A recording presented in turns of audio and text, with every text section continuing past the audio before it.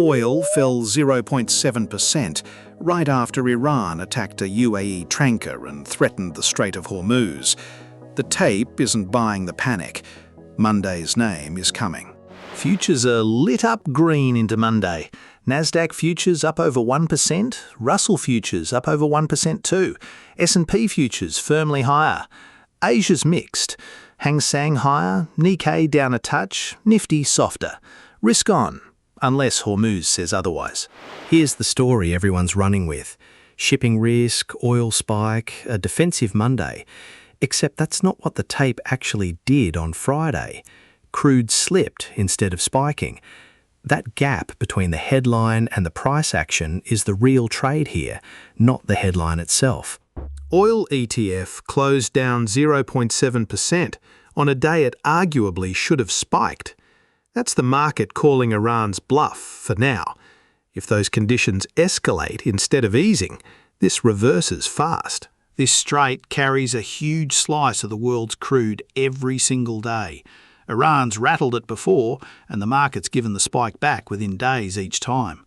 Watch USO right at Monday's open. That's the tell on whether this time's different. Zoom out to the broader market. SPY closed at 773, just 0.5% off its all-time high near 776, trading at 26 times earnings. Not cheap, not crazy either. Analysis, not advice, but that's a market pricing something close to perfection into Monday.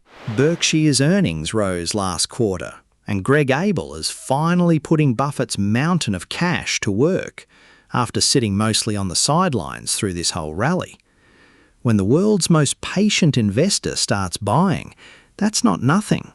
Smart money doesn't usually buy at the top. When Berkshire starts spending instead of hoarding, that's a quiet vote of confidence in this market. Not a headline, but worth more than most of them. Canada's offering concessions to avoid a 50% tariff threat. If that deal actually lands, it pulls a real overhang off autos, industrials, and any retailer with heavy cross-border exposure. One less landmine for Monday's open.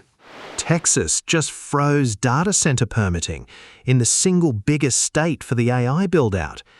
The trade that's carried mega-cap tech all year just hit a real regulatory wall, not just a scary headline. That changes the math for anyone leaning on this theme into next week. That's a fifth of the country's AI infrastructure pipeline sitting on hold. Nvidia, Broadcom, the whole trade. This is the kind of story that doesn't show up in Monday's open, but matters by Wednesday. Bitcoin's basically flat this weekend, down 0.5% near 64.7. Ether's barely moved either. Crypto's telling you nothing dramatic happened while everyone was asleep. Gold's up 2.3%, still the flight to safety trade of the month. If Hormuz turns into more than posturing, this is where the fear money goes first. Here's what's loaded for Monday. Futures risk on. Nasdaq and Russell futures both up over 1%. The wildcard's Hormuz. If Iran's terms read as real shipping risk, oil and futures reverse fast. Berkshire buying says Buffett isn't scared of this rally. Right. The name I promised you. Netflix. Down sharply from its highs, but Wall Street split hard on where it goes next.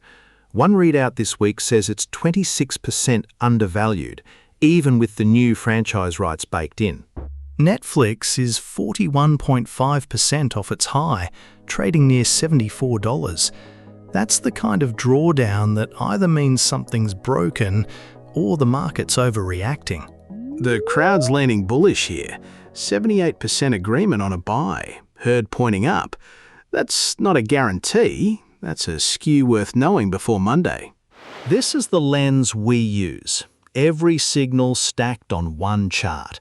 The crowd gauge sitting right next to the moving averages, so you're never guessing which story about a stock to believe.